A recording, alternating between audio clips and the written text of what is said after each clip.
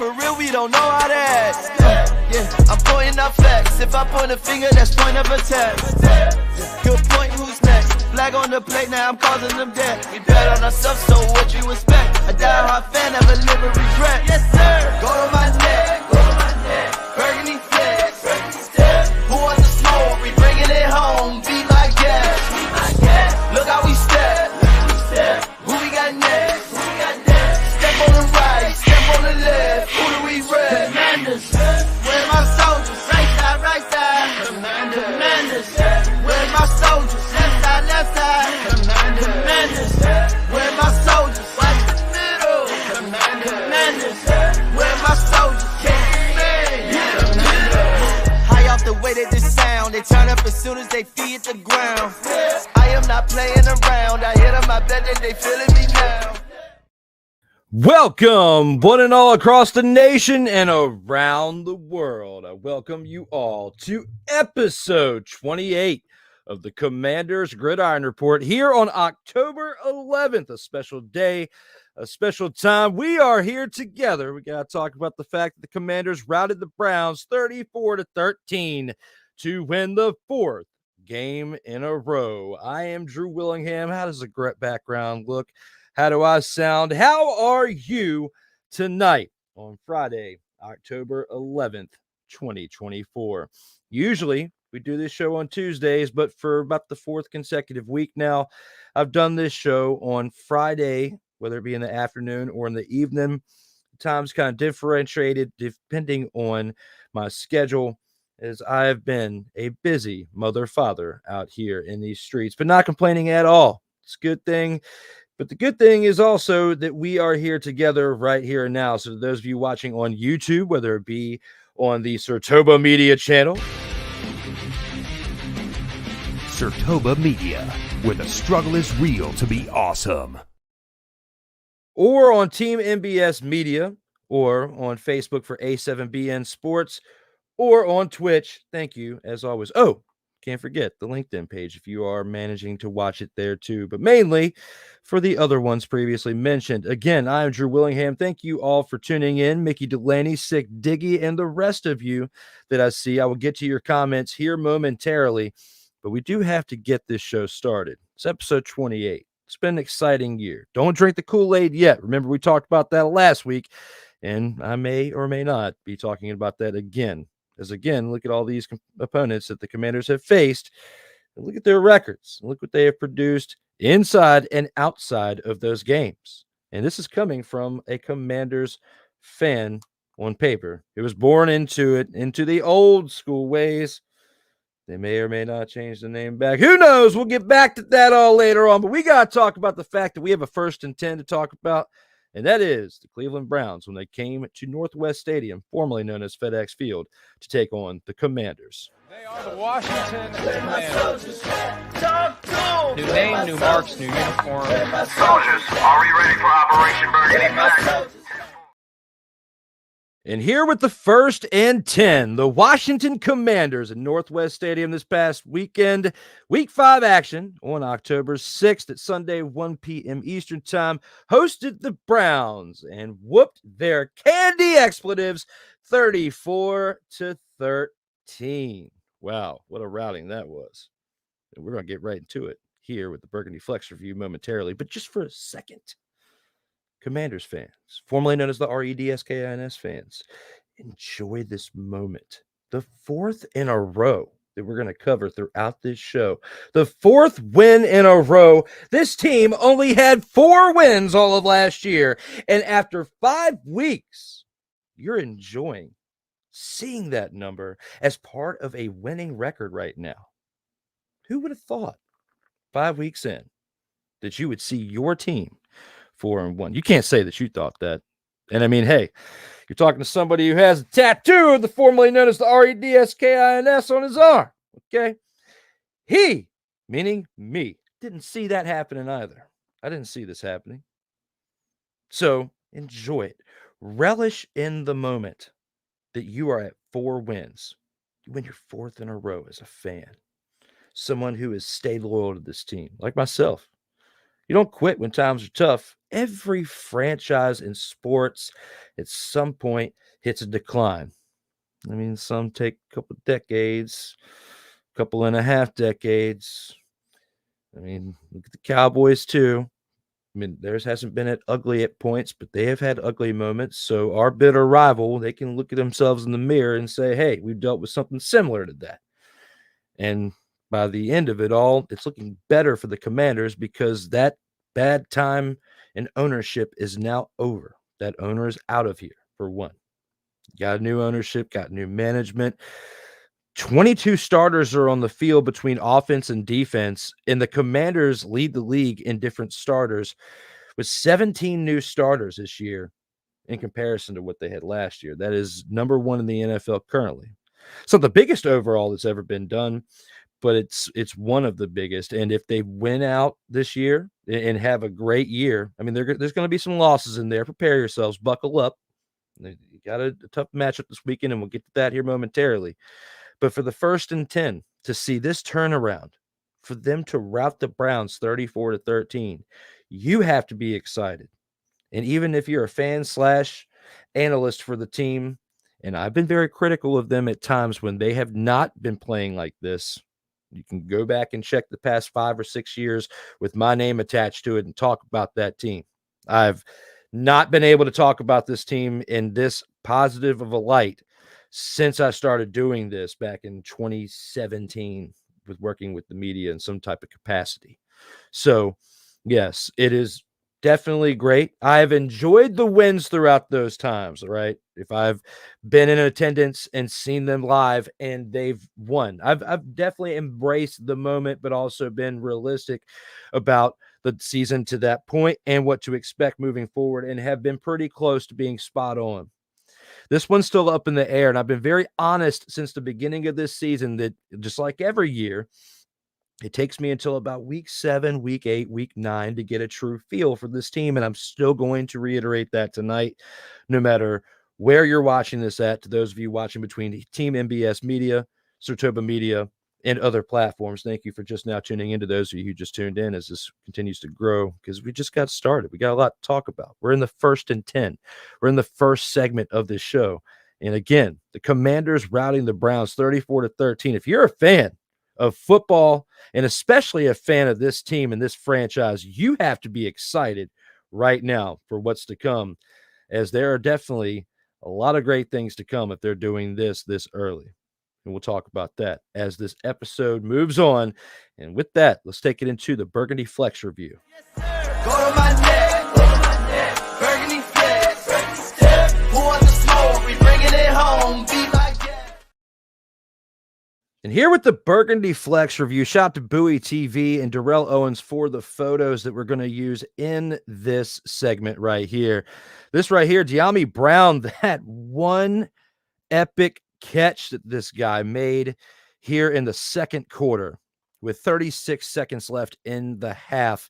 Catches a 41-yard dart from Jaden Daniels. An Austin Seibert kick made it 24-3 going into halftime. And Darrell got some great photos on this day. And we're going to go through basically the photos that tell the story of the day. I mean, this game right here was something special to watch if you are a Commanders fan. But before we get into, or just a fan of football in general, but before we get into that, I want to acknowledge the chat, no matter where you're chatting from. Mickey Delaney and Sick Diggy are in the house. He started it out earlier as we were getting into the intro with "Let's go." My man Mick is finally back in the house. Speaking of somebody else is also back in the house, Ike Doesn't Give a Fuck is back in the house saying, yo, what's good, everybody, says Sick Diggy. Sick was here earlier with myself and Ryan McCarthy as we did Total Football Talk Extra. Go back and check out that episode when you get a chance on Sartoba Media, Comey Media, and even on his platforms on No Credentials Required, as well as his personal platforms. Sharing the wealth. Myself, it was fun to produce that show earlier, co-produced with the transitions and stuff that Cole Johnson put together as we worked together with that project on the original show each and every week, Total Football Talk. But Total Football Talk Extra is a little side project that we have to be able to continuously talk about CFL, Canadian football, and their teams within the league, as I've had a growing passion for the league over the recent years. And Ryan's been into the CFL for decades and is a great person to be able to talk that league with. So I have fun each and every Friday, 5:00 p.m. Eastern time, between Total Football Talk and Total Football Talk Extra. They are the two shows that are definitely the same time each and every week that I'm a part of, whether I'm co-producing on Monday or producing on Friday. This show is normally on Tuesdays as scheduled at 1 p.m., but until some things balance out, I've got to do it on Friday evenings for right now, afternoon or evening. So thank you to those of you taking the time to watch this right now. And as always, if you're just tuning in for the first time, subscribe now and never miss out on new content with Sertoba Media, where the struggle is real to be awesome. Click that like button and keep on commenting this. We got a lot to talk about with this Commanders team tonight. And Mick says, hi, Ike. Hi, Sick. I need both of you to stay in your lanes as I am watching, and I appreciate that, Mick. Bringing in the heat in the comments. Just slow your roll, Drew. They are still the Commanders, he says. He is still, my man, the Seahawks fans coming in here, talking smack, and pretty much saying, acknowledge me. Look at what happened to your team last night. You know, some fair-weathered fans of the 49ers side could definitely give you a hard time when it comes to that. So you need to slow your route. You need to slow your roll down as well. That's terrible. Probably what you're saying on the other side. Love you, my man. Glad to have you back in the comments. Six says, no happy endings for the notorious wet towel. He is referring to Deshaun Watson of the Cleveland Browns. It may or may not be a great ending, happy ending for him at some point, because his career has definitely fallen off the rails. It definitely has completely come off the rails. And unless he does something to turn it around real quick, because he's got some talent over there in wideouts, or at least we thought, unless they're completely washed up. I doubt the whole entire team for the Browns is washed up. It's more so his legal troubles and all the time that he spent away due to injuries or the troubles and all that stuff. It definitely impacted his career, because he has not been the same since all that stuff came out and since he went through those big tales of woes. So looking at that, it's definitely been wild. The running trio of Brian Robinson Jr., Austin Eckler, and Jeremy McNichols did an amazing job rushing. Jaden Daniels wasn't too shabby running the ball either, and we're definitely going to touch back up on that comment and whatever else you have on top of that as we go into the show. So as we look into the Burgundy Flex review, right, we're starting this out. Let's look at the first quarter. From the point that the game started all the way to the end, the Commanders were never losing at all. They were always leading each and every quarter as they started up the first quarter and ended the first quarter with a 7-0 lead, as Brian Robinson Jr. scored his first of 2 touchdowns. A 4-yard touchdown run with Austin Seibert's kick made it 7-0. And, you know, we can look through these pictures that Darrell has for us. You know, this was the matchup that we had between these two teams. This is the defensive line going against this offensive line of the Browns. And the defensive line of the Commanders absolutely had their way with them. We're used to seeing the Browns defense keeping that team in games and keeping these games close with the way their defensive line played, and they were outmatched on this day. The Commanders line stepped up, and these moves they made over the past offseason, especially with Nick Algoretti, because he was having his way each and every play, it felt like, in this game. Nick Algoretti showed why he was a good staple to that offensive line over there in Kansas City and why he has the Super Bowls that he does. And they've been struggling in Kansas City, and their offensive line could use Nick Algoretti this year. And for him to be that staple for the Commanders offense has been something special to watch. I mean, look at this right here. This is absolutely wild. I mean, if it wasn't for what the defense was doing here, I know I was talking about the offense, but let's look at the defense. They were having their way. I mean, I'm talking about the offense and the defense the same breath. So looking at that, that's what we had in this game. You got this catch in the second quarter. As I was talking about earlier, you look at the fact that going through the second quarter, we ended it with De'Ami Brown's catch right here. but we also have to talk about the impacts throughout that quarter, because the only time the Browns scored was early into the second quarter when they made it a 7-3 game. Dustin Hopkins kicked a 51-yarder, which is a former Washington team player from back in the day when they were formerly known as the REDSKINS. Dustin Hopkins has been around that long, but he kicks a field goal to make it 7-3. Now, Austin Seibert added with that to make it a 10-3 game on the other side for the Commanders, a 27-yard field goal on the next drive. Austin Seibert made it a 10-3 game at that point. The Commanders still up by 1 score. You fast forward to later in the second quarter with 3 minutes left in the half. Brian Robinson Jr. scored his second touchdown on the day, his second rushing touchdown. It was a 1-yard run followed by Austin Seibert's kick again. This made it a 2-touchdown game. The Commanders were up 17-3 at this point. Then they get the ball back to the Browns. The Browns end up punting it away. Commanders get one last shot inside 2 minutes left in the game. And De'Ami Brown catches a 41-yard dart from Jaden Daniels. That's this picture right here. Catches this ball right here into the end zone. He goes, look at the way, I'll even take this scrolling banner away. Look at his feet placement on this catch on that 41-yard dart.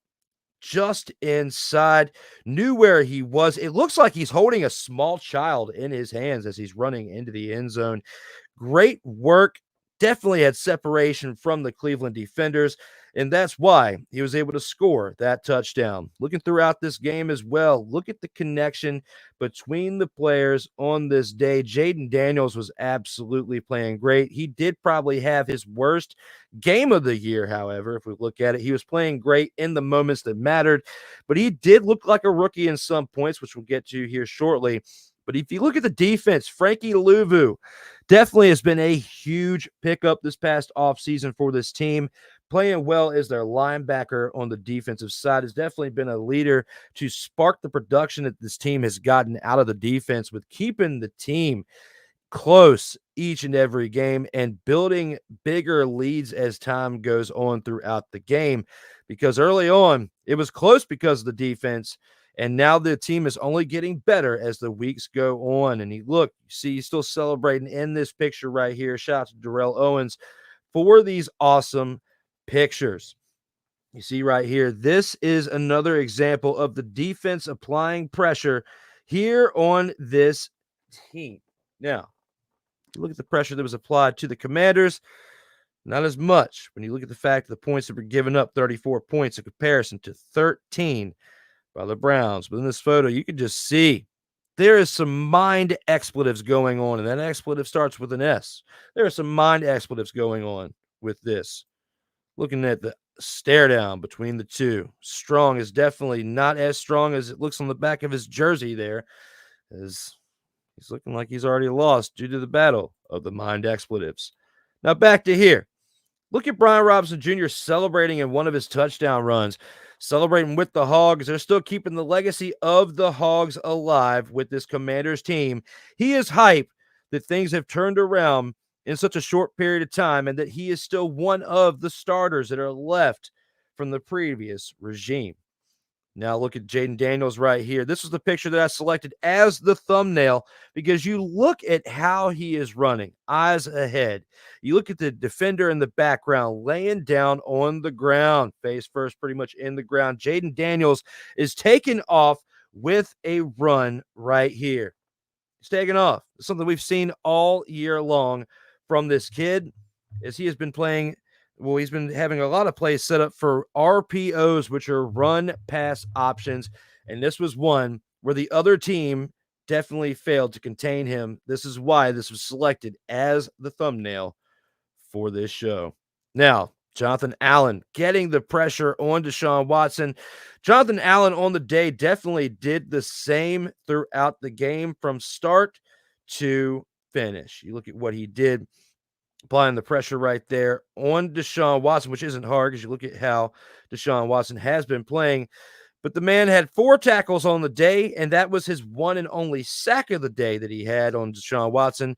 But as you see, that look of terrifying or that he was scared. He was absolutely scared in that moment of Jonathan Allen, that being Deshaun Watson, and that is why he absolutely won the battle in that moment, registering his one and only sack, and he did it by himself. Have to give him the credit where he deserves it in this moment. Now looking on, this is him afterwards, all hype for what he just did, followed by the fans loving the moment. They have definitely been taking command over the past 4 weeks, winning 4 consecutive games. This was at home at Northwest Stadium, so you know the Commanders fans were definitely in full effect. It's good to see this team back to selling out their stadium, now called Northwest Stadium instead of FedEx Field. It's definitely good to see these fans getting hype over these wins that have been happening over the past month, and as a fan base for what you have had to endure for the past decade since we thought we had our last savior with Robert Griffin III in 2012. It's been a long 12 years. There's been some ups and downs. There's been some playoff berths, but early exits. And this gives you hope that maybe not this year because it's still early to tell, but within the next 5 years, we're going to see this team make a run. And I think in the next 5 years, they continue to build on what they have and have already established, this team could be in the Super Bowl by that point, but not right now. And we'll get to why here in a little bit. As again, we look at these photos, the fans getting hype in the moment. Got to take a look at Jaden Daniels loving and embracing the moments as they go throughout this game. You got the sacks, and you got the big plays that were registered by this kid right here. So between the defense and in the offense with what he's doing, he is loving it, which is why you see him embracing the moment as they are making moves throughout this game. Frankie Louvu, just as we talked about earlier with him celebrating here and celebrating there, getting all hype in this game, had 2.5 sacks on the day. He was on fire and the spark for this team, had 4 tackles and 3 assists. He is definitely the MVP of this defense for this game and deserves to be recognized as so as the fans did. And even he was enjoying the sacks and the production that he was making throughout this game. Looking at the fans again, the Hogs, everybody loving this moment from what they're getting from their team.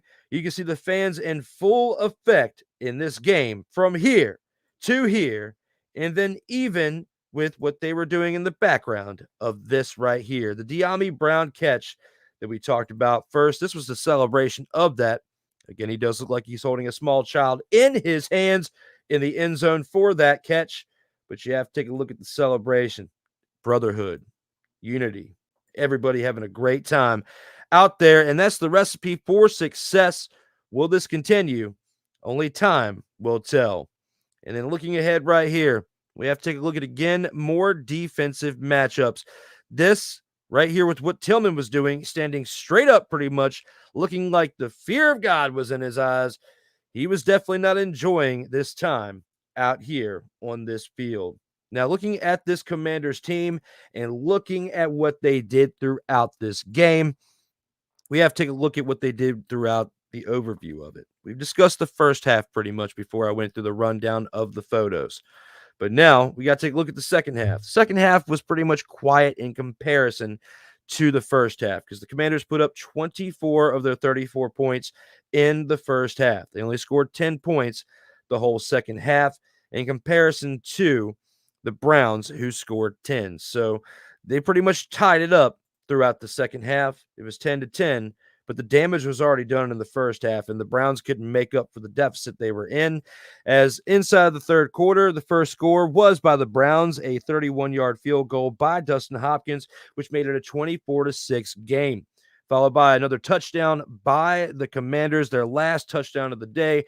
But Jeremy McNichols, who made an impact in the previous game by scoring touchdowns, and that saying touchdowns, saying it because he meant to have not 1 but 2 on the day is what he did. He did score another one this week.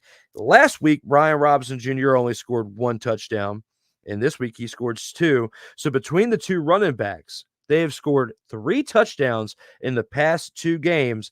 When you're establishing the run like they are, not necessarily with huge numbers, but with the amount of carries that you're having to set up RPOs and to also get your wide receivers cooking at the same time, along with your young quarterback who can establish his own run within the RPOs, it's a recipe for great success on the day, as that's what they've been doing for the past 4 weeks with wins.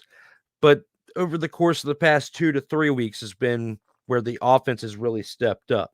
Because let's not forget that first game, the offense was moving the chains, but they couldn't get it in the end zone when they were playing the Giants in week 2, coming off of a loss in week 1 to the Buccaneers. And then in week 2, it was a battle of the field goals, 7-6. That's pretty much how it worked out. It was a 7-6 game, even though it was 21-18, because it was 7 field goals to 6. We have to take a look at that right here and now. And I clicked the wrong banner as we went back to here, so my apologies to those of you who are still watching live or watching this syndicated. I was in the middle of my rant right there talking about the second half of the game, and I clicked the wrong expletive button. So we were at the Jeremy McNichols touchdown, which made it 31-6, followed by an Austin Seibert 30-yard field goal towards the end of the third quarter with 2 minutes left. The Commanders were up 34-6 at this point, and they wouldn't turn back, as after that, even though the fourth quarter, it was pretty much garbage time, Deshaun Watson threw a 10-yard pass to get his only touchdown on the day to Jordan Atkins with the Dustin Hopkins kick, made it 34-13. And the amount of time that was left in the game was 7 minutes and 2 seconds. But the Commanders got the ball back and pretty much ran the clock out consistently throughout the rest of that. As we look at the Browns, Deshaun Watson, 15-28, 125 yards and 1 touchdown. Didn't do his job as the quarterback and didn't establish much of a passing offense. When you look at that beyond the fact that they had no running game, because they definitely have been missing Nick Chubb since he got hurt last year, even though when they had Joey Flacco, he was out there getting it done as the backup. And boy, did they miss him, because right now they would be doing better with him, and they might even be doing better with Jameis Winston, who is their backup and its starter, because I feel like they would have scored more than 13 points. His Commanders defense has definitely been showing that they are definitely should be considered as for real. But until they play the Ravens this upcoming week, I'm a little skeptical, and we'll get into that more as this show continues. But Jerome Ford, 9 carries, 47 yards on the day, just wasn't getting it done for me and for everybody else who was watching this running game for the Browns. I mean, 9 carries, 47 yards, along with Dante Foreman's 9 carries for 44 yards. Yes, between the two of them, they had 91 yards, and it set up plays to where they were able to get nearly 30 passing plays off. 28 of them was what Deshaun Watson did. And Jameis Winston did come in for a 1 pass attempt to have a 1 of 1 for 16 yards. So technically they were just under 30 pass attempts with 29 combined. But, their running game is setting up the passing plays, that being in Cleveland. But they're just not getting it done because Deshaun Watson's not what he was. And I don't think he ever will find it again. So put in Jameis. That's my advice going forward after looking at this game. For the Commanders, continue to do what you're doing. The one thing that if they continue to play, I would say Jaden Daniels 14-25, not horrible. We've seen worse out of other quarterbacks who have done better, okay, in some cases, but also put up numbers like this and done worse. 2 consecutive weeks with interceptions. I'm concerned about that. If he continues to have those type of numbers, it's not going to look good moving forward for him and this team. If he continues to have interceptions and they build and have more interceptions on top of that, I think it's going to be a rough road. We're going to really see that this weekend when they play in Baltimore. But we'll get to that when we're previewing that game. As far as this game right here, Jaden Daniels did enough and only turned the ball over once. So he did it enough, along with the defense stepping up and doing what they did. The biggest thing was this offense stepping up against that defensive front, and the offensive line did their job, spearheaded by Nick Algoretti. I can't emphasize it enough. Had this offensive line been established last year, Sam Howell would have been able to do similar things. Not like Jaden Daniels has done with the RPO because he wasn't mobile. But I think that he would have won games, just not as flashy as what we've seen over the past 2 weeks. Because remember, the first win they got against the Giants, as I brought it up earlier, it's a little 7 field goals to 6. There's not much action that day. Over the course of the past 3 weeks between the Browns, the Bengals, and now the Browns, the Bengals, and the Cardinals, which is where it started off with, we've seen the explosiveness come out because they finally unlocked some hidden gems within this team in this offensive line. And I've got a lot more to say about that as we go throughout this show. We still have 4 more segments to cover. But as you know, throughout every single show that we do here, we have to take a commercial break. And we have to acknowledge the comments from you guys as well after that. So when we come back here in about 2 minutes from the commercial break, we shall do that.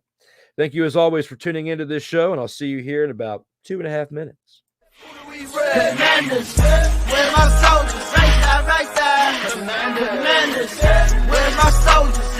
Left side. Whether it's news, the largest egg producer finds bird flu in chickens at a Texas plant, weather, devastating tornadoes rip through the heart of the United States, inspiration, a breast cancer survivor completed the journey of chemotherapy, and now begins a future one of matrimony or sports. Michael Jordan is shown on a photo with Diddy. LeBron James has a video extolling the virtues of a Diddy party. This has been yet another beating a dead horse presentation. We got you covered. BS3 Network, in association with Comey Media Incorporated, proudly present The Morning Shift with Cole Johnson. Live every weekday at 8 a.m. Eastern, 7 a.m. Central.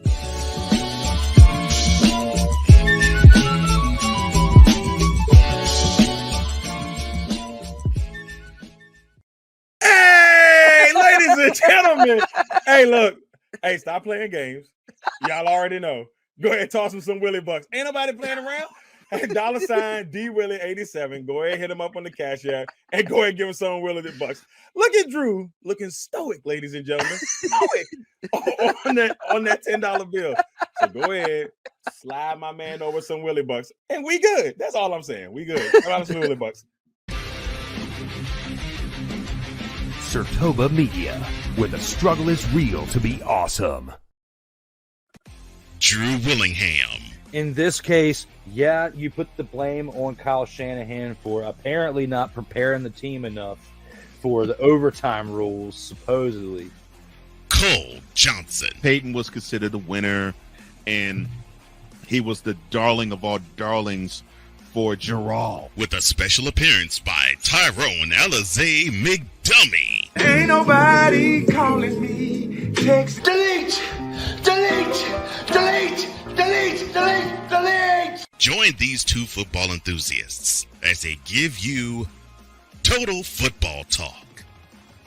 Live every Monday at 11 a.m. Eastern, 10 a.m. Central on the Sertoba Media and the Comey Media YouTube channels.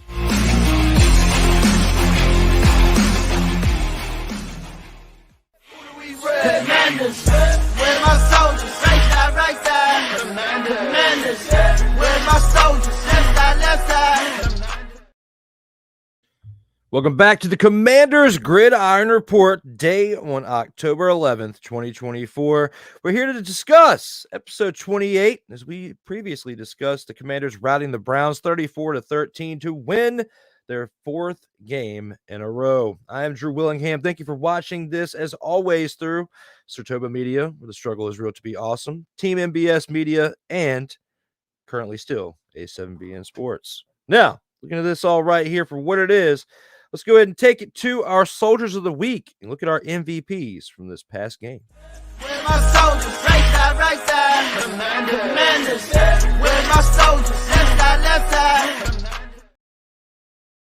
We're going to start with the honorable mention yet again. Jeremy McNichols, 7 carries for 44 yards and 1 rushing touchdown. The reason why I put him back on here is because last week he had 2 rushing touchdowns.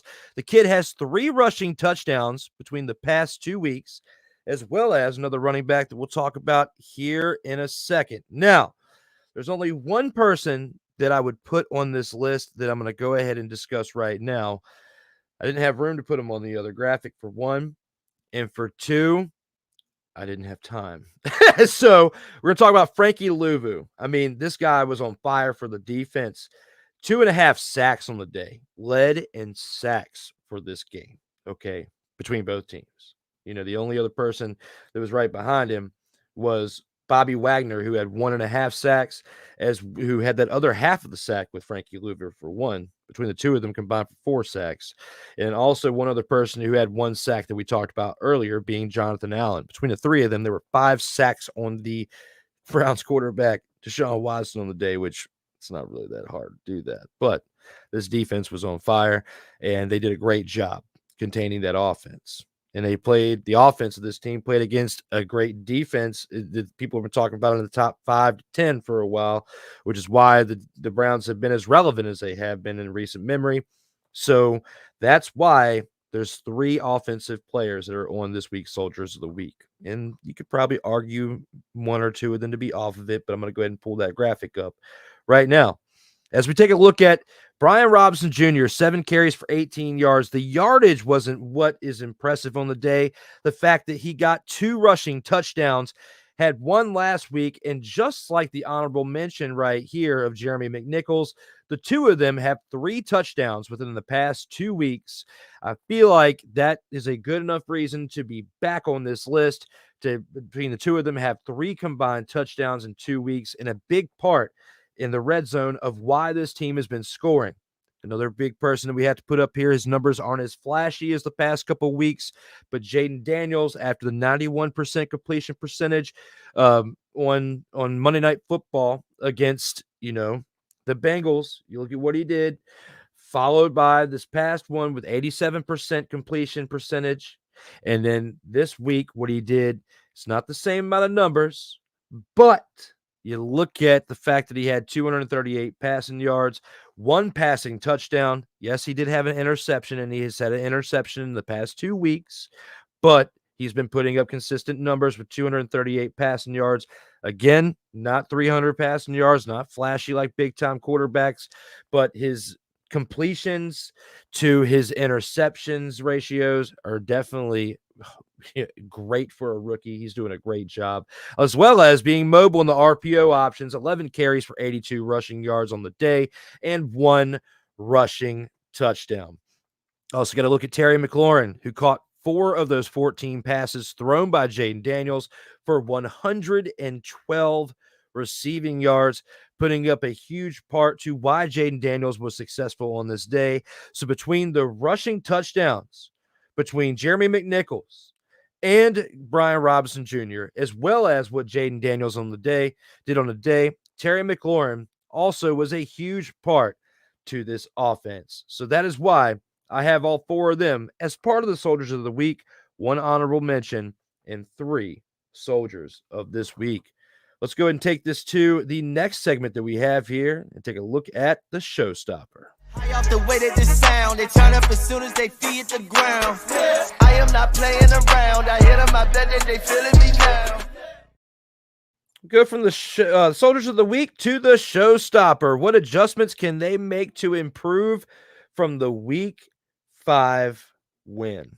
And we have this segment each and every week where whether you have all good, you have to look at the bad, right? You have to look at the things that impacted certain things that didn't go perfect, because a football game is hardly ever perfect. The closest we're going to see to that was a 90% completion percentage a couple weeks ago, along with his fantastic QBR rating that we've seen from those processes as well. Looking at this right here, you gave up 13 points. So you're still giving up points on the day. I mean, granted, the defense did great, but Deshaun Watson, for as bad as he was playing, I know it was garbage time. I know it was the 4th quarter. I know you probably should say lighten up a little bit, because we only gave up a field goal in the 2nd quarter and a field goal in the 3rd quarter and no points in the 1st quarter. Like, what do you want from us if you're on the other side of this? I get that. But again, Deshaun Watson, there's no need and no excuse for him to be able to score on this defense in comparison to what they were doing to you or what you were doing to him throughout the first 3.5 quarters. Throughout the end of it, you gave up that 1 touchdown. As we look at the overview of that, It was only a 10-yard pass. I know. It wasn't anything flashy. It wasn't anything like that pass from Daniels to De'Ami Brown. But you still let him charge down the field. You still gave up a touchdown. If I were to look at things to improve on, finish what you start. Go hard all the way through, especially against somebody who's known for his incidents with the towel. Okay. That's going to be one. Besides the defense, the only other thing that I would say is Jaden Daniels, for a rookie, even though he had the 9 incompletions, he did really well. The only thing that I would say on his end is he's got 2 consecutive weeks with interceptions. It's only 1 per game. It's not the end of the world. He's still, in the positives over the negatives. Okay. I'm still loving what I'm seeing from this kid. Take a split second, a little bit longer, and see what you're reading, and be a little bit more careful, because those 11 incompletions, because you were 14 to 25, those 11 incompletions, even though one of them was an interception, so technically 10 incompletions. There were 3 other instances where out of those 10 incompletions, they could have easily been turnovers. So be careful. Be very careful with where you're throwing it. But we're not seeing a lot of him throwing it into double and triple coverage like in other teams with the quarterbacks making horrible reads. This kid is the real deal. So continue to build on what you've been laying down this year. You've been laying down a great foundation early on through 5 games as starting quarterback in the NFL. Take a split second longer, because again, out of those 10 incompletions, it was 11 because there was an interception, but I'm counting the actual 10 incompletions that you had. Out of those 10 incompletions, let's remember, 2 definite could have been potential turnovers, 2 potential interceptions, potentially 3 though, if you really look at those highlights hardcore. So, and I did that earlier in the day. I had to take a little break in between the show that I did earlier and now. But also, I wanted to look at a couple more things, because I watched the entire game on Sunday, but I wanted to definitely look into those incompletions a little bit more. And there's not much more I can say beyond that, because the kid has been doing fantastic throughout these first 4 games that he's won. Well, the first 5 games, in the past 4 games that he's won, but throughout the 5, he learned from that 17-point deficit that he had in week 1 against the Buccaneers, and has been turning things around, and has been doing a great job for this team throughout. So I have nothing but positive things to really say about him, but I would say be leery of where you're throwing the football and take a little bit more time. As Sick Diggy says, Daniels needs to spend more time in the video room studying the opposition's secondary, take more notes, and read the defenses better. Yes, he's not doing too bad of a job, because he has been doing that as far as reading the secondary, but he's still, you can see that in those 10 passes I was talking about where there was some confusion, because he wouldn't have probably thrown that ball into that particular space had he noticed what was really going on. And the pressures that they were putting on, there's going to be more moments where you're going to have Terry McLaurin being decoy, where he only gets 4 catches in a game like he did, but he's making the most out of his catches. And especially with all that emphasis being looked at Terry McLaurin, you set up what you did with that 41-yard dart to De'Ami Brown. So he's doing a decent job of spreading this ball out, because he's got multiple receivers that can catch it now. You look at not only De'Ami Brown, you got a catching running back with Austin Eckler, who caught 6 passes for 67 yards, coming back strong from that concussion that he had. Okay, so 6 passes for 67 yards is big. Very big by your running back, followed by, that my apologies, I was reading the rushing tabs, but he still had 2 catches for 30 yards, which is still pretty big. So, I mean, I was a little bit off on that one, but still, I mean, the rushing game was on top of it. That was another honorable mention I could have thrown out there, was with Austin Eckler and the 6 carries for 67 yards. 2 catches for 30 yards was what he had on the day. Besides Terry McLaurin's 4 catches for 112 yards, De'Ami Brown, even though part of it was that 41-yard catch for a touchdown, had 2 catches for 57 yards. So even the other catch was for 16 yards, still moving the chain on the day. So he's seeing things. He's finding the receivers that are open, because you wouldn't have gotten the results that you did out of it when you look at the catch like this, where it looks like he's holding a small child in the end zone. So at the end of the day, he's finding his receivers. De'Ami Brown, along with Terry McLaurin, and the Austin Eckler's a little bit of production. You also have Luke McCaffrey, who's finding his way to carve a space out within this offense, having 3 catches for 19 yards. People are starting to say that Zach Ertz is washed. They've been saying it for a little bit, considering the fact that he only had 2 catches for 10 yards. But still, it's averaging a 5-yard catch per play and per catch. So his action that he's getting in the game is still helping set up would be another play that would be closer towards getting a first down, or you're catching it inside of 3 yards left, 3rd and 3s, and you're still converting for first down. So you're still doing your job.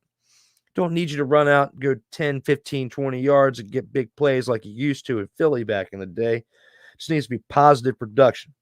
And that's what the Commanders are seeing, and positive leadership, and has built a better culture over there for this team. You got to be excited again if you're a fan watching this team out there.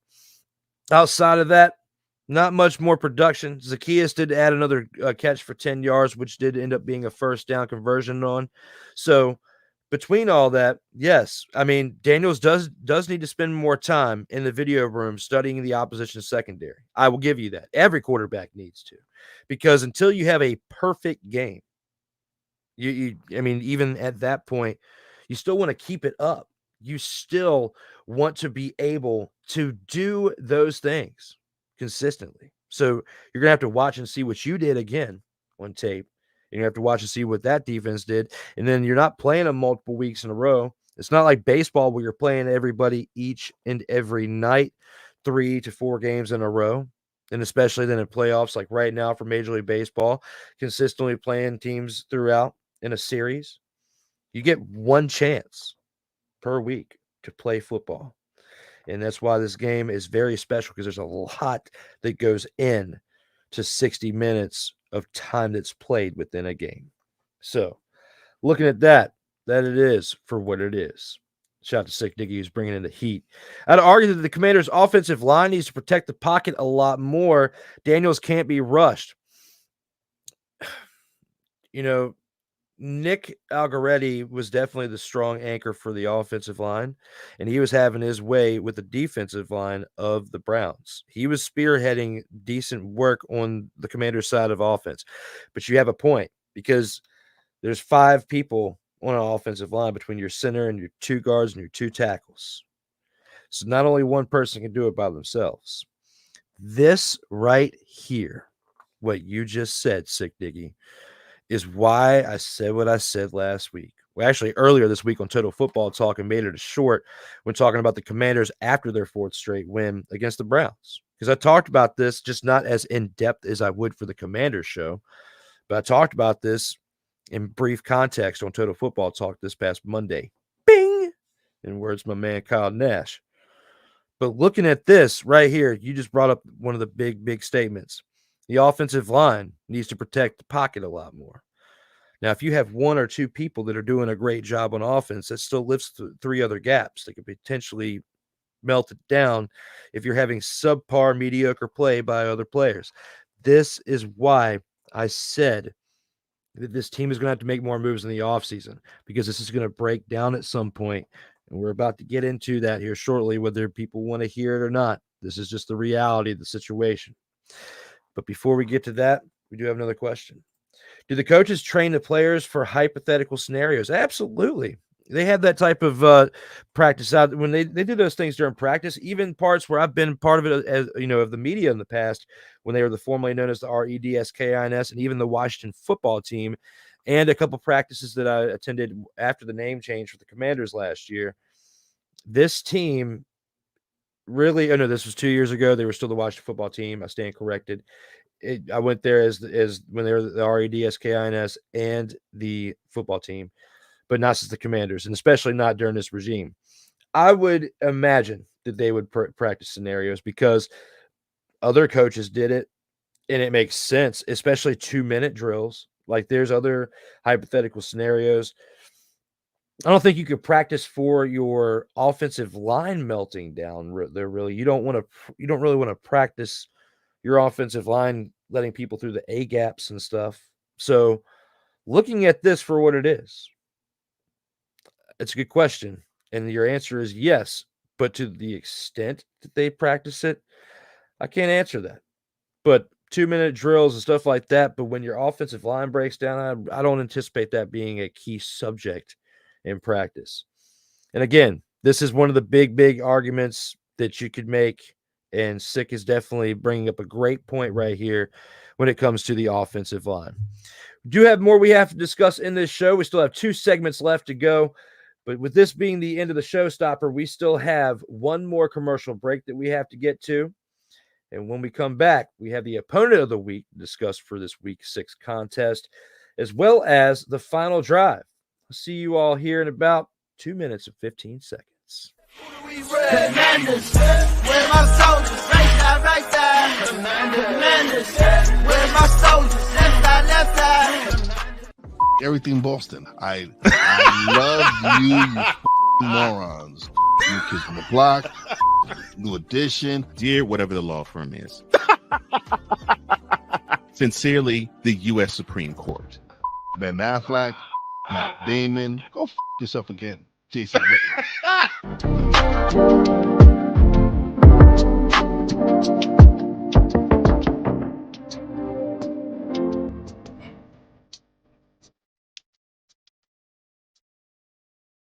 Hey, ladies and gentlemen. Hey, look. Hey, stop playing games. Y'all already know. Go ahead and toss him some Willie Bucks. Ain't nobody playing around. Hey, $ DWillie87. Go ahead and hit him up on the Cash App and go ahead and give him some Willie Bucks. Look at Drew looking stoic, ladies and gentlemen. Stoic on that $10 bill. So go ahead, slide my man over some Willie Bucks. And we good. That's all I'm saying. We good. How about some Willie Bucks? Surtoba Media, where the struggle is real to be awesome. Oh, yes. The tradition, the pageantry, the spectacle, the history, the slut. Wait. I gotta rep my brother's stuff right. All my DMV soldiers, stand up! And welcome to the Commanders Gridiron Report. If you want your Commanders to be repped right, well, D. Willie is your man. Commanders Gridiron Report. Every Tuesday at 1:05 p.m. Eastern, 12:05 a.m. Central. On the Surtoba Media YouTube channel. Music by J.KUL. Where my soldiers, right side. Commanders, where my soldiers, left side. Commanders, where my soldiers, right side.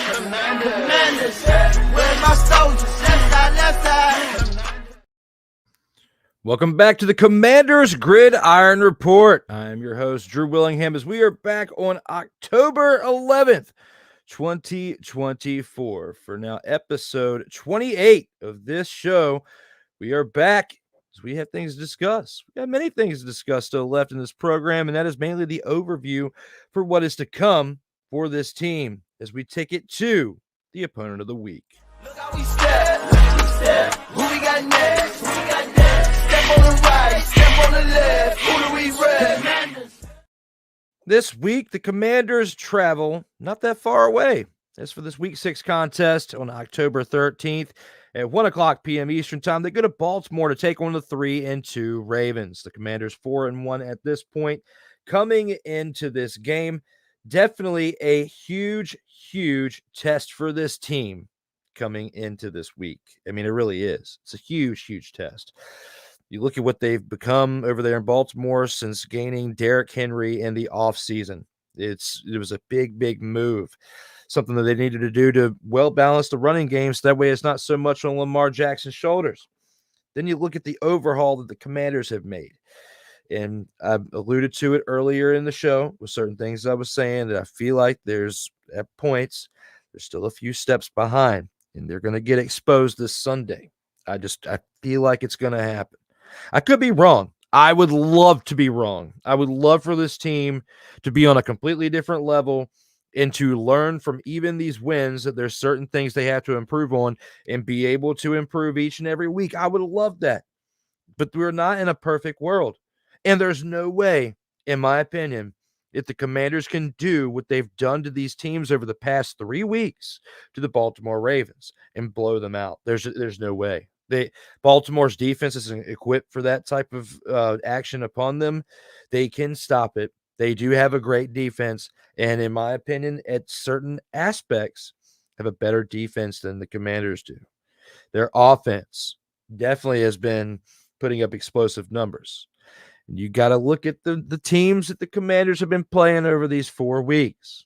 The 4 wins in the past 5 weeks. You have to truly take a look at it, and I'm going to break it down again as we look at the fact that, yes, they started it off with a 21-18 win over the Giants at home, okay, winning 7 field goals to 6, followed by the fact they beat the Bengals on the road. That was a huge win and an explosive win from their offense. But you're also playing a Bengals team that's barely been able to muster up one win this season. So that's your second consecutive win. Your third one, you routed the Cardinals in another consecutive away game and embarrassed them. But they do not have a good defense, and their offense has been suspect, considering the fact that they are still working on regaining chemistry with Kyler Murray because he was out a good portion of last year, and Marvin Harrison Jr.'s stuff going on with his NIL deal and certain elements of how they were practicing it didn't surprise me that they beat them. It surprised me to the extent that they beat them, yes, but I even said when I predicted the Cardinals to win that game that I wouldn't be surprised if the Commanders won because of certain things I just pointed out. Followed by this past week when they played the Browns and they mollywopped them 34-13. I did predict that to happen, and I did predict it to be a little bit of a closer of a game because I thought Deshaun Watson would wake up a little bit, but I was wrong. So we've seen the epic decline of Deshaun Watson, and I just went through all that. Now we're here in Baltimore. Okay? A team that's going to be your biggest test so far inside 6 weeks of the season. Did we even expect the Commanders to be 4-1 at this point after 5 games? No. If you said that before this season, send it to me on social media in my message. Let's verify that. If you really said that, because if you thought they were going to be 4-1 coming into Baltimore, you either got lucky with your prediction or you got the Doc Brown book from the future. I don't know. I'm trying to be as nice about this as possible when it comes to that. But right here and now, Baltimore Ravens. Yes, they are 3-2. Yes, they do not have as good of a record as the Commanders. Okay.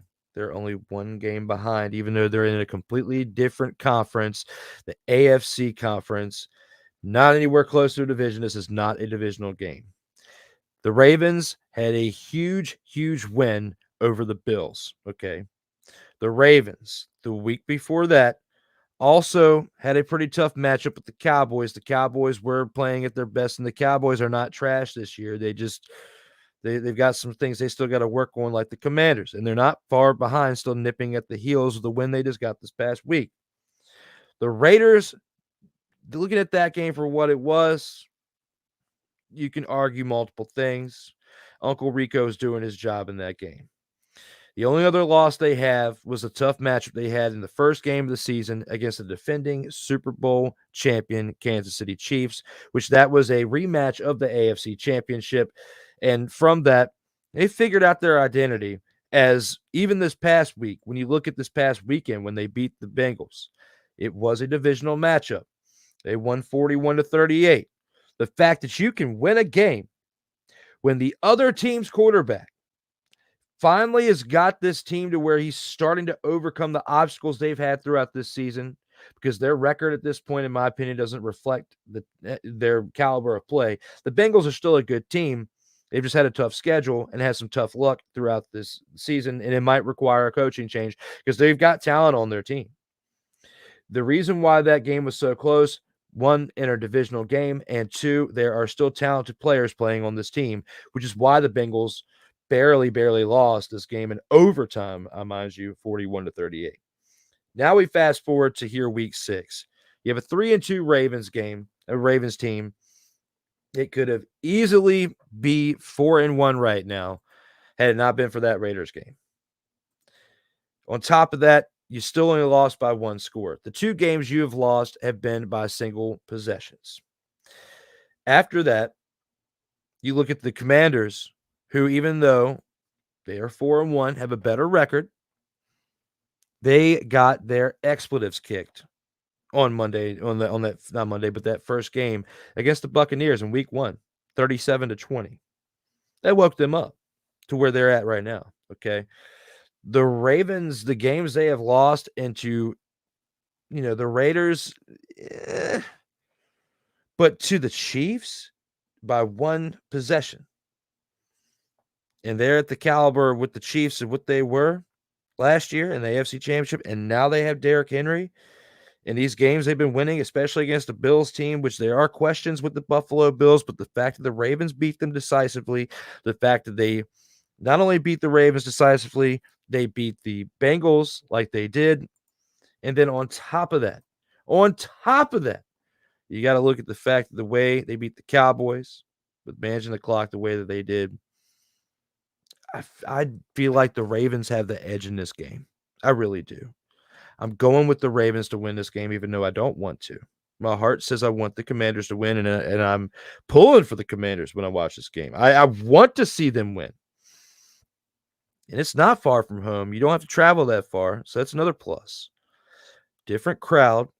There will be Commanders fans in attendance. I mean, with it being close, people that live in the DMV area, there's going to be a lot of Commanders fans over there. It's going to be an atmosphere to see. I mean, that's why I feel like they should have pushed this game back. It shouldn't be a 1 o'clock game. It should be the Sunday night game. It should arguably be the contention for the Monday night game because the Jets do not deserve to be a Monday night football. Maybe because of all the drama going on within the locker room and the fact that just let go of their head coach.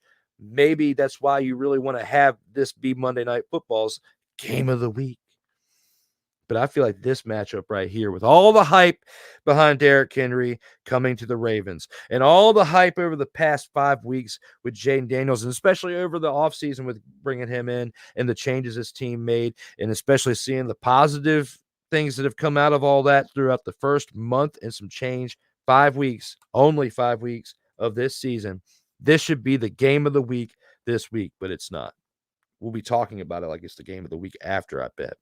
I think the game's going to be close. The close games I predicted this year have not gone my way.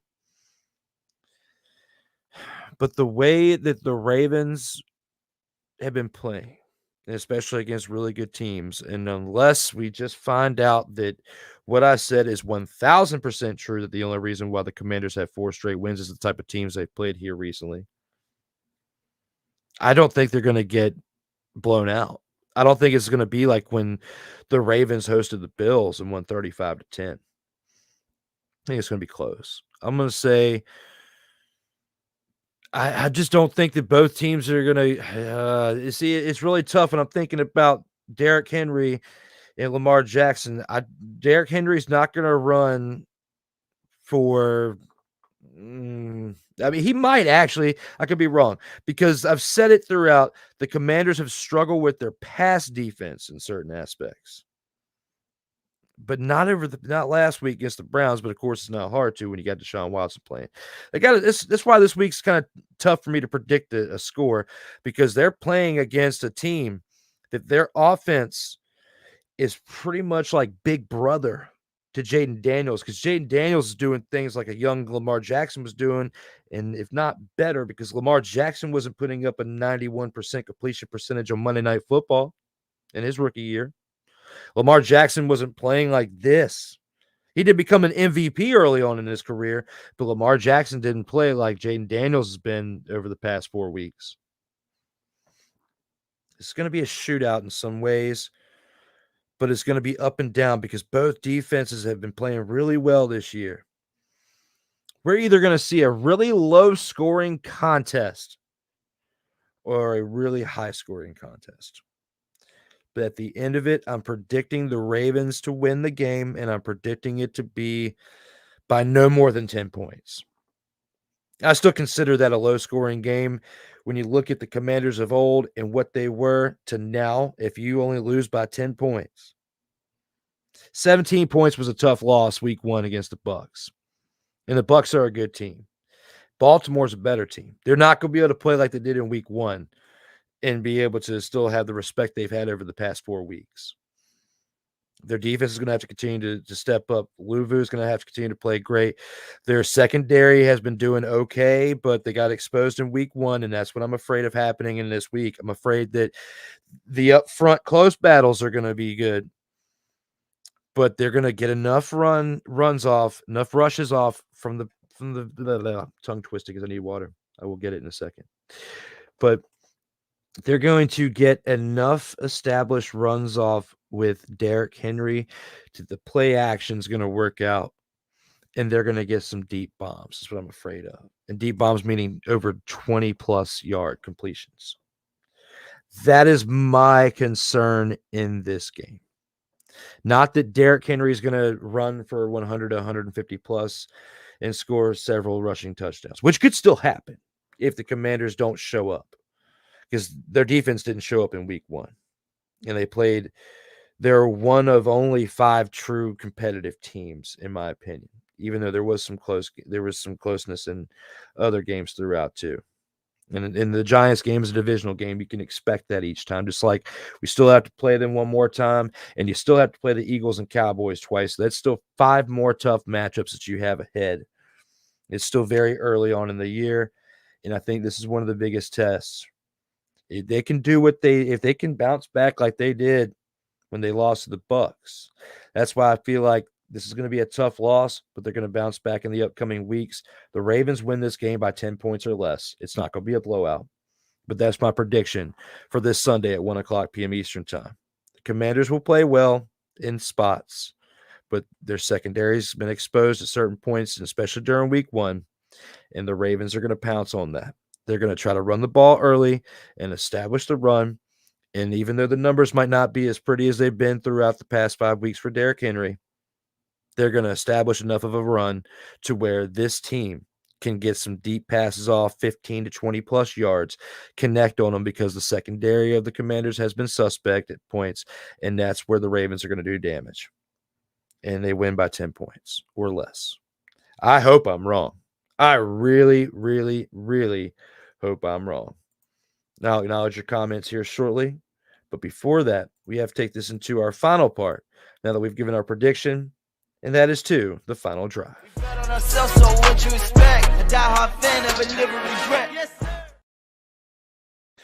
And here at the final drive, we'll get into the closing thoughts here momentarily, but we have comments that we have to acknowledge. While I was going on my rant about the possibilities of the Ravens game, we have to look at what you, the viewer, have been saying. And mainly Sick Diggy, which I greatly appreciate you, my man, helping me out with the live production of this show. Definitely keeping things going in the comments for those who may see something that you say or hear something that I'm saying and decide to jump in on the action before we close this stream. He says the game is Baltimore's to lose. If the Ravens make bad choices due to Lamar Jackson getting in his own way, the Commanders better capitalize. If the first part happens and he gets in his own way, the Commanders will win this game. I have no doubt. And in the 2 losses, he got in his own way. But in the 3 wins, which still more wins than losses, and the more wins, he has played like he's supposed to for the most part and has leaned on the abilities of Derrick Henry in his rushing game and kept the ball out of Lamar's hands from a running aspect, which has been really nice to see. We've seen more production from the running game being on the shoulders of Derrick Henry throughout the past 4 weeks. And there was that one questionable game where Cole and I were even talking about Total Football Talk that if Lamar Jackson continues to run like he is, there's no point in having Derrick Henry there, and it's not going to work out. Well, not that they were listening to us, but they were most likely talking about that within the locker room themselves, because that in itself, it was a big difference maker in the past couple of weeks as to why the Ravens have won like they have in the past 3 consecutive games. Because again, they started off the season, they started off the season pretty questionable when you look at it, losing their first 2 games. All right. It wasn't looking good for the Ravens starting out. They won 3 consecutive games, just like the Commanders have won 4. You have to give them credit where it's due. So I think that the chances of Lamar Jackson slipping into that are less likely than the pressure being a little bit too much from the defensive front of the Ravens for Jaden Daniels, because he's got to step up. It's just like what you said earlier about Jaden Daniels earlier on in the show there, Sick. I'm trying to find this this comment that you said. Yes, right here. Daniels needs to spend more time in the video room studying the options in secondary, taking more notes, and reading the defenses better. He also, I would say reading the pressure from the front, he does pretty good, because if it's too much, and he goes into his run option of the RPO, and has had success there too, where previous quarterbacks since RG3 have not had that same option, because pretty much RG3 was the first quarterback that we saw here for this franchise do something similar to that with RPO plays. So, yes, I would say between that comment that you have right here, as well as this right here, they better capitalize in that moment, because it's not going to be the defense that makes the mistakes.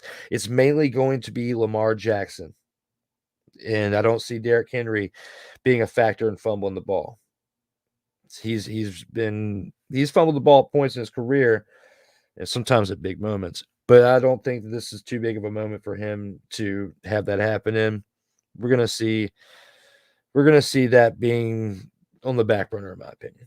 The Ravens running game will be all kinds of problems for the Commanders defense, especially if Derrick Henry is given the ball, which runs back to what I was saying earlier in the show as well. So great statement there as well. As always, you know what to do right here if you are new to the program. This game could get bowling shoe ugly, or worst case, a total dumpster fire. It really could. It could be that way for either team, depending on which. It's going to be the battle of who makes mistakes and who capitalizes on those mistakes. Because again, like I was saying earlier in the show, you can't be perfect. Each team is going to make a mistake at some point. It's very rare that we see what we've been seeing out of the Commanders team, and especially the Ravens bouncing back like they have been the past few weeks has been nice to see. I'm just not ready to crown the Commanders yet. Give it till week 8. That's my feelings on this. And luckily, I will be in attendance week 8. So if they win this game and they win the following week, at that point, and that point alone, after they play the Panthers, because I'm pretty sure in that game they should get the win there, considering how they've been playing in recent history, not just this season. This game's going to be huge. This team could be potentially 6-1 going into week 8 if they win against the Ravens. I'd love to say that, but I have a feeling they're more than likely going to be 5-2 in my guess. But we'll talk more about that next week after we've reviewed this game. The Ravens are a team built on defense first, exactly, which is why that's concerning for me. Because like you said, that secondary, he needs to study it, that being Daniels, and especially studying the secondary of the Ravens, because they do it very, very well. The Ravens and the Vikings are probably two of my favorite secondaries of the NFL right now. And if I were to make a top 5, they would definitely be in it. And they're getting the results to prove it. Defense wins championships. Ray Lewis, absolutely. And considering this is the team he has his DNA ingrained in, you got to look at this Ravens team. This is going to be a very tough matchup, which is why, unless Lamar Jackson gets in his own way, like you said, Sick, in the comments, I feel like more than likely the Ravens are going to win this game by at least 10 points or less. I don't think it's going to be more than that.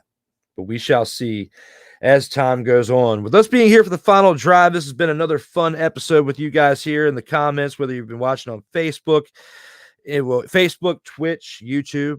It's definitely been fun between Total Football Talk Extra earlier today and now the Commanders Gridiron Report.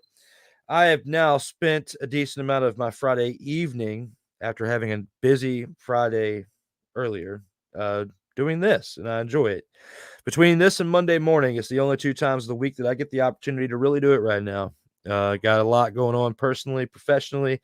Not complaining about it. It's definitely good to be busy, but priorities have come first, which is why this show is not on Tuesday afternoons right now. I'm going to try my best, and I've been saying this for the past few weeks, to get it back on next Tuesday. It's Tuesday, 1:00 p.m. Eastern time. This is the time that it normally goes live. But I can't promise anything. It just I have to feel out how the next few days go. Being an adult, it is what it is. You got things going on. Sometimes you just can't do the things that you enjoy when you want to do them. And I know it's tough to continue to maintain a decent viewership of a product when you're doing it at inconsistent times. And I'm doing the best I can to make it work. To the people out there who are partnering with me with providing streams for me to showcase this show, Team MBS Media and A7BN Sports, and the others out there as well. Thank you to those out there for the platform, as well as to those of you who take the time to recognize talent when I make an awesome promo and tag you in it and click the share button. So, because as time goes on, and I'm very consistent with that, even if I'm not producing the show on the day that I normally would be producing the show on. Very good at producing a promo before I go live. There's been some inconsistencies for some of these partnerships that have not been clicking that share button. I'm not a threatening person. I don't like, creating conflicts. I will step up in the moment if I have to when it comes to conflicts and stand tall and hold my ground. But the one thing I will say is if there are people out there who are partners of the program who are not clicking that share button to get the message of that show, that episode being aired that day, there's no point in me continuing that and taking the time to tag you in it. These shorts, these reels that are gaining viewers for your brand off of my hard work, because I'm bringing something special. I'm not the greatest, but I am pretty good at what I do and what I put my heart into. All right. So if you can't click the share button, because I'm watching, I get the notification when you click that share button. Instagram primarily, Facebook sometimes, Snapchat, not really counting that one. It's personal. But if you can't take the time to click that share button, and we're partners for this program right here, as I'm saying this, what's the point of continuing it? Now, could be some jealousy because of the thing I've worked hard into building over a little bit over a year and rebuilding myself into, and it's paid off because I've had help from others who actually want to put time into the brand too. If you're jealous because that might be at a bigger viewership than yours, that's not my problem. You're not doing things right if that's the case. I can give you some advice. I know what I'm doing. I just don't have the time to do it. I got a life outside of podcasting. I got a life outside of the media. Can't always be here. 2 days a week I give you out of my life. 2. Right now, Mondays and Fridays. That's what I can muster. If you can't take the heat, send me a message.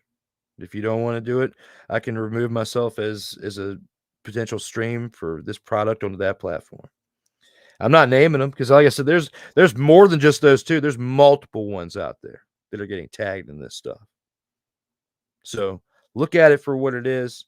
Help me help you, because I'm taking the time. It doesn't take a lot of time for me anymore to make these little promos and reels and shorts and stuff, and that I tag you in. But it takes a few extra seconds to search your name, click it, put it in that, and you have the audacity to either A, not accept the collaboration, or B, not share the content. When there's other people doing other things on these other associated brands that pale in comparison to what we're doing right here. And I'm doing this to not only help myself grow out here, but to help those that are a part of it, bring you along for the ride. No matter which brand takes off.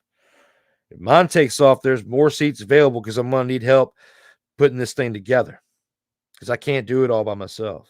And I've got some other help out there. Not much, but then there's more on the way. Building something special. Those of you who really want to be a part of something special. Can't pay you right now. Not making but so much on it. But, there's investment that goes into these services. And that's what I want to talk about, the closing thoughts of this. We've gone into the entire synopsis of the Commanders. Now we're going to talk about the future of this show. All right. You can't click the share button if you can't accept the collaboration. And I'm watching because I manage this. I am the producer, the creator. And as of right now, the talent that's talking on here as the analyst of what I see from this team. If you who are part of this There's one-off things, I get it. All right.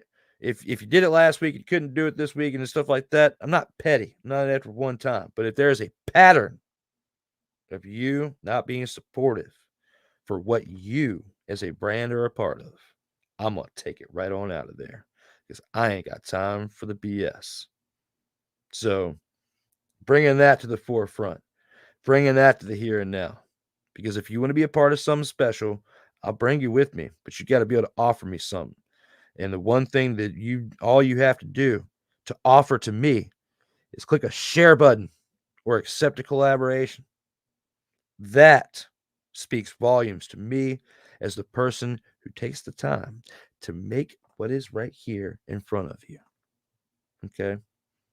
For the people who are watching right now, and we get a decent amount of viewership on this when it's not live. It's because I share the expletive out of it on different platforms and make other promos and make other shorts and stories and all sorts of stuff to keep this thing going. All right. I don't have to do this. This is just like people, the time I spend and invest in this, you look at people who are adults that play video games. All right. You play video games for multiple hours in the evening to wind down. When I get home from work and do the adulting stuff, and then I have a little bit of time to wind down, I make graphics like this, and this, and this, and this. I don't watch TV shows or watch the fluffy drama BS. I look at sports highlights and different things on different teams so that way I can show up here or on Total Football Talk and know exactly what the expletive I'm talking about. Pretty close to it, at least. But and I enjoy the guests that we have on here. I'm going to start bringing guests on here to talk Commanders talk soon. It's just the inconsistencies in time in which I can produce it. It's tough for me to schedule other people, and I have to work within my means because life and other things are more important than this. But if you are butthurt because this show is not playing at the time that was originally discussed, or if you are butthurt, it's something because I don't have the time to invest in this like I want to. I can't help that. You don't live my life. I shouldn't be breathing right now, to be honest with you. Just the holy powers of above, in my opinion, is still there's reasons why I'm here, okay, and reasons why I'm still at the sound and volume of what I am today and what I've been able to pull off outside of this game and in real life. Okay. Got a championship up there that I don't always wear, but you already know because it's in the promos and in the commercials of a dude with long hair and a championship belt. They take that thing very seriously. If you want to be a champ out here, just like the Commanders have been proven over the past 4 weeks, they are champs. Be a part of something special. You just need to do the little things that were agreed upon and asked about. I don't have time to go back and forth with it. And I want to keep things going, which is why I still include the other partnerships that are in these streams. And even when I rebroadcast them, this isn't even stuff that's just, it's live. I have more partnerships than what I talk about. We have radio stations that we are on in different affiliates that are listed throughout. This is the video broadcast, but it still is included. Don't be surprised if you get a message here soon that says, I have decided to take my talents elsewhere. Because people get a very, very small window of time to make an impact in certain ways. And this is the one where I make the biggest impact, okay, when it comes to talking sports. This right here. And if it's not working for me, I will shut it down. The one thing I will not shut down is SHOWSTOPPER Media, where the struggle is real to be awesome. There are some changes coming, not only between some people coming in, but certain transitions and things you see, there are going to be some changes. The only thing I have to say is that I need more time to do that. And it may be closer towards the holidays, the end of the year, beginning of the year, before I get a chance to really invest some time into it. Because while the weather is starting to get cold over here on the East Coast, now that we're in the fall, there are some things that I need to do before it gets too cold. And now having the weekend to take care of that, that's what I'm going to do. So if people around me, you're watching this, who are personally in my life watching this, they want to do things this weekend, no offense, I'm not available unless it's an emergency, because priorities are going to be continuing on once I hit the end button of this stream. Phone's always open to talk. You can always reach out. I'll talk to you, you know. But other than that, that's about it. My closing thoughts on the Commanders, my closing thoughts on this show, as I got to that point when I was going a little bit to the side. This show's still going to happen. Although I will admit, we should be with more episodes than 28 at this point between last year and now. I barely found time to get this thing going during the summertime. I had a lot going on, that personally and professionally, no matter which way you want to weigh it, it was weighing me down. It's like a dark cloud. And those times are over now, as far as the stress from that. And it's been worse at other points in my life, which is why, even though it was a tough time had when I happened to me before with the stroke and how I overcame that, there would have been no way I would have survived this. This in certain points this year has been tough. And I think what happened before toughened me up for this kind of year, which is why we didn't have this show going on for a while. And I had to put this one on the back burner. And I enjoyed In or Out Sports Debate a little bit longer than I previously planned, because I knew that I had to bring this back, but I was having a lot of fun with that show. But now that we've gotten to this point, I don't know when that show is going to come back, as we're talking about future shows and future things with this product. I don't know where we're going to be with the In or Out Sports Debate before the end of the year. That's breaking news. So I have been advertising D. Willie in the evenings coming back sooner than it is. But even then, the date, I plan on it coming back in September. And with everything going on, I couldn't make it work to be back as soon as I wanted it to. So that show will be back before the end of the year, but I don't know when. Right now, I could tell you that with myself and what I do on a regular basis with this, we'll be back each and every week throughout the NFL season. Total Football Talk will be here every week. Total Football Talk Extra will be here at minimum to the end of the CFL season. And then talking it over with my man Ryan McCarthy, who's here. Total Football Talk Extra in the comments. My man Ryan McCarthy right here. We did a great show earlier.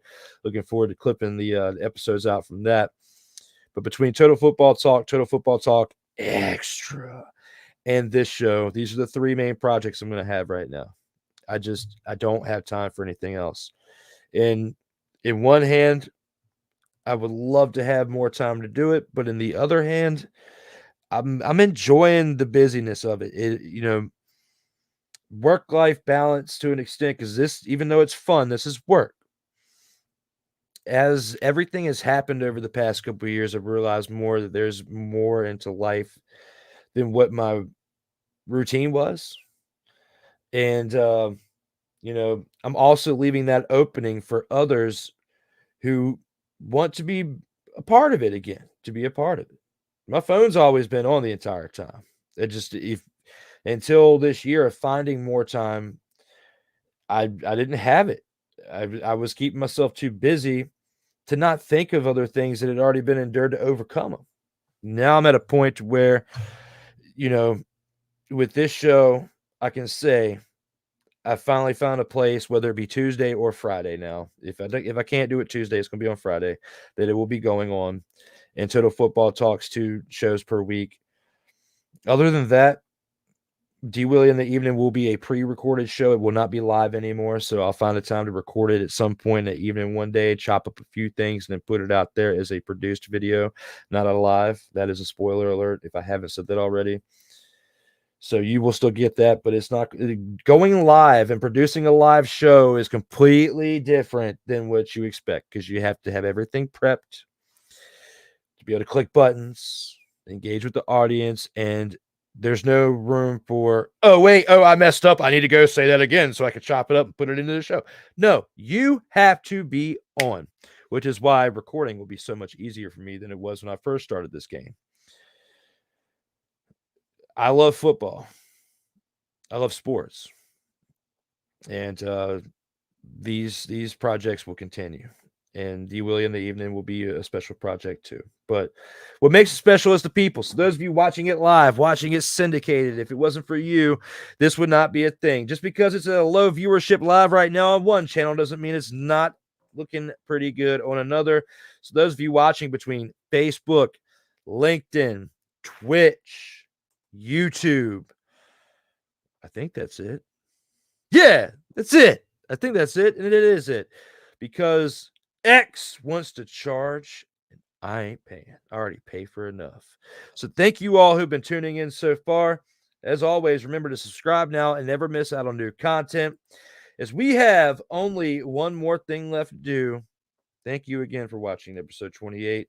Staying a part of my ramble over the past 20 minutes for how I felt on certain things. The point's got to get across.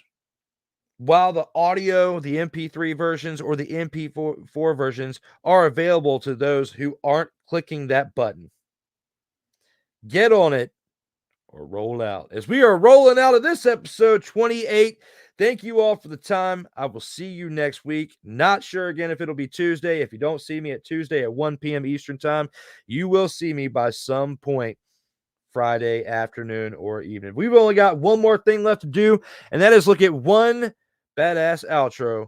I am Drew Willingham, and as always, to everyone watching this live or replay, stay safe out here in these streets. Commanders, where my soldiers, right side, Commanders, where my soldiers, left side, Commanders, where my soldiers, watch the middle, Commanders, where my soldiers, now we step, where my soldiers, right side, Commanders, where my soldiers, left side, now we step, where my soldiers, watch the middle. Commanders, where my soldiers,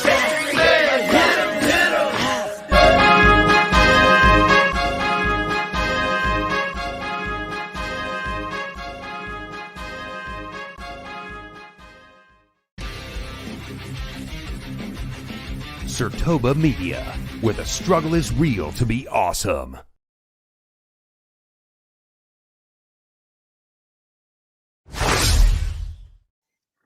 You don't have to go home, but you got to get your cell phone up out of here. It was a fun week covering this show and all the contents about it. Stay tuned. You may see me next week on whatever brand you're listening on right now, or you may not. Stay safe out here in these streets.